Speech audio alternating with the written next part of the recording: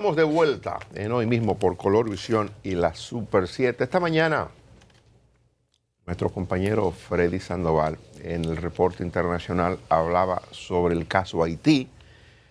Hay, aparentemente, por lo que decía el vocero del Departamento de Estado en el día de ayer, se necesita de la aprobación, sí, del Consejo de Seguridad de la ONU para darle formalidad a la oferta que ha hecho Kenia de enviar a 1.000 hombres a Haití para el proceso de pacificación a partir del pedido que ha hecho el primer ministro Ariel Henry.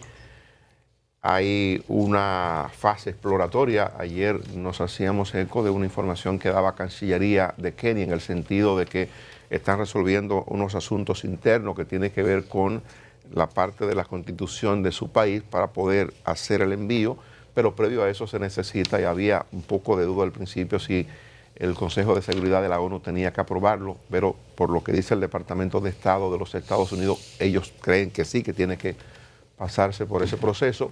Una vez se produzca eso, bueno, pues ya pudiera agilizarse la dirección. Lo que ha dicho el Departamento de Estado es que ellos están dispuestos a colaborar y van a formar parte, no han dado todavía detalles, sí, con el envío de tropa, de personal militar o policial, Parece o con que sí, recursos Dani, económicos. Parece que sí, porque ellos, en la nota que dieron ayer, dicen, estamos comprometidos con el presupuesto económico, más la asistencia técnica. Pero ellos decían, cuando le preguntaron si era posible el envío de agentes de los Estados Unidos, decían, es muy temprano todavía para eso. Sí. Entonces, si es muy temprano para eso, me dice que puede ocurrir y puede no ocurrir. Lo que sí van a apoyar es financieramente. Yo le he dicho, y lo voy a repetir, que Estados Unidos no va a poner un soldado en tierra. Ellos no lo van a decir ahora, pero no es verdad que Estados Unidos se va a unir a una fuerza que lidere Kenia. Estados Unidos, ¿dónde lideran ellos? Donde quiera que estén, lideran ellos. Ellos van a pagar eso. Imagino que ¿Cómo tú te imaginas a un guardia gringo? Pudieran haber asesores civiles, contratistas, gente que trabaje en otro, colaboradores trabajen en otra cosa, asesores. Que los contratistas no son más que los guanes de... Sí, pero no son, sí, ellos tienen una especie de mercenarios que son contratistas, pero digamos, esto sería como lo visualizo, ¿verdad? Creo que los americanos saben. No los veo con fuerzas en tierra, con capacidad de fuego para unirse a las fuerzas de invasión. Sí, o sea, vaya a pelear con las bandas. Pueden estar aunque sean gente que tenga capacidad de fuego, pues se cuidan, ¿verdad? Pero que se asesoren estratégicamente cómo van a incursionar en un barrio. Le digan, miren, el comandante querido, ven acá. La inteligencia nos dice que el fulano está allí en aquella casa, Babacú está allí, entre por la izquierda, bajen por la derecha, ustedes Nepalí vengan por atrás. O sea, eso. Asesorarlos, pero no formar parte de un contingente militar. Ellos sí van a estar ahí, van a pagarlo. Canadá, Estados Unidos y Unión Europea van a pagar eso. Y Brasil. ¿Brasil va a poner dinero? No, Chelito también. Bueno, para no quedarse corto, para estar ahí, tal vez para ayudar a ablandar un poco a China y a Rusia con el voto en el Consejo de Seguridad, si es que va a ser necesario. Pero esto es lo que demuestra. Ayer también Trudeau, aunque no fue la parte más importante de su declaración, porque él habló señaló los grupos oligárquicos haitianos, los responsables de la crisis, etcétera, etcétera, etcétera, las sanciones, eso un poco ocultó lo otro que él señalaba, que era el apoyo de Canadá también a esa fuerza interventora que encabezará Kenia, que simplemente es una reivindicación o una reiteración de lo que hemos venido planteando aquí sobre la participación de las grandes potencias en eso.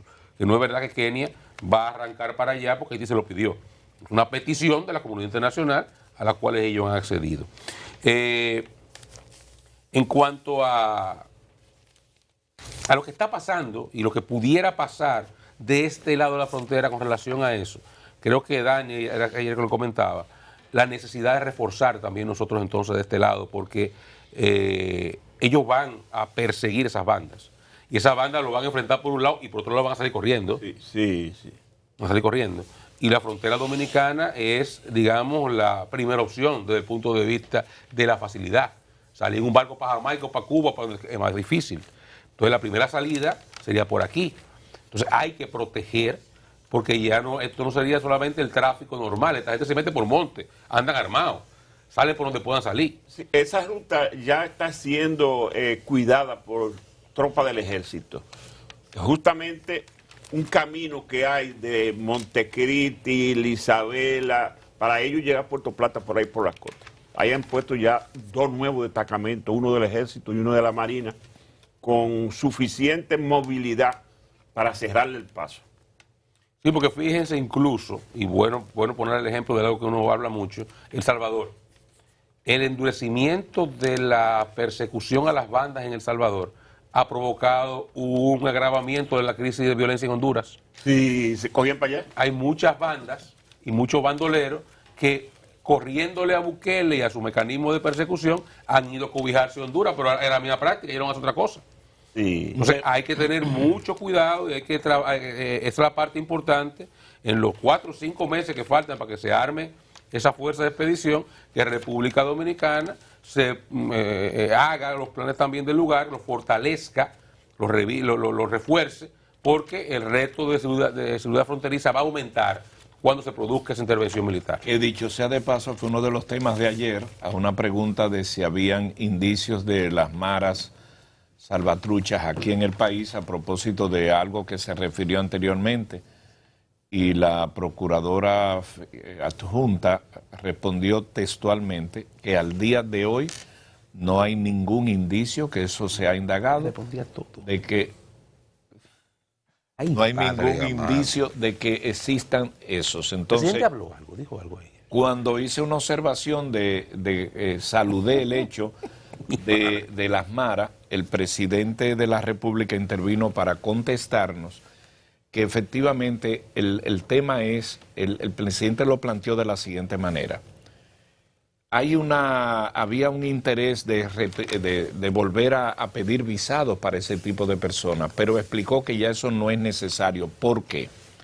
Porque ya cuando llegan las personas, hay un sistema que se chequea por vía de la Interpol. Todo el que viaja tiene que saber que cuando va a llegar a un país determinado que tienen acuerdo, ya está chequeado. Sí, sí. Por eso es que cuando usted ve que llega al aeropuerto, hay una gente más grande que este techo que están esperando a alguien que viene ahí adentro. Es que cuando se montó ya se sabe que está ahí porque esas listas se intercambian. Hace muchos años de eso. Y el presidente explicó que hace muchos años que eso se está haciendo y narró un episodio que le pasó a él en una ocasión regresando de Boston, cuando se le pidió a los pasajeros que se quedaran porque había una persona ahí adentro que iba a ser no se explicó así, pero esa era una persona que iba a ser la cantidad de información que se maneja cuando tú llegas a un aeropuerto, porque además eso de la mara no importa, verdad que no hace falta visa, porque además esos pandilleros tienen la mara tatuada que hay ahí. Tú lo devuelves en el counter. Está tatuado por la cara. Eso es tan así, esa información. Yo no sé hasta qué punto llega, pero a mí me pasó lo siguiente. En el último viaje que hice, que espero que sea el último de verdad, el más reciente, espero que sea el último. Yo conté, antes de salir de mi casa, yo solo conté el dinero que tengo en los bolsitos que me voy, pero no lo conté. Yo a veces tengo unos dolaritos ahí, me lo llevo sin contar. Y lo conté en el salón, antes de abordar. Y es la primera vez que a mí me pasa que un oficial de migración en Estados Unidos me insiste hasta la necedad con cuánto dinero yo andaba en efectivo. ¿Cuánto te tienen? Yo te voy a andar como con $1,000. ¿Pero cuánto? ¿Te lo contó? Sí, yo lo conté. Te vieron contar. Para mí, que alguien, el tipo contó algo, chequen a ver qué anda. En mi vida me ha pasado. Ese nivel de control que esa gente tiene cuando uno llega allá. Ahora, el tema, la observación que yo hacía, bueno, Cafecito Santo Domingo, café del bueno. La observación que hacía ayer y la que debo repetir hoy es lo que va a ocurrir con la fuerza, muchas gracias, lo que va a ocurrir con los, en principio, 1,000 agentes policiales que irían de Kenia cuando se libere todo el proceso, el protocolo que se establece para esto, es que ellos van a coordinar una fuerza de choque con las pandillas haitianas. Ese es el propósito, no hay forma de negociar con los pandilleros. El propósito es eliminar la cabeza o la totalidad de los pandilleros que están en Haití. Eliminar, asimismo, es la expresión. Y es como lo han estado socializando en el Consejo de Seguridad sin que eso se promueva mucho. pero no hay otra manera de resolver el tema que no sea enfrentando a las pandillas. Y entonces cuando eso se produzca, y por eso la observación que hacía, ellos no tienen otra manera de escapar que no sea tratando de cruzar al territorio dominicano. Sin duda alguna. Y entonces todo el que me escucha debe conocer a alguien que se lo llevaron en un camión un día y volvió a República Dominicana a entrar de la manera más fácil.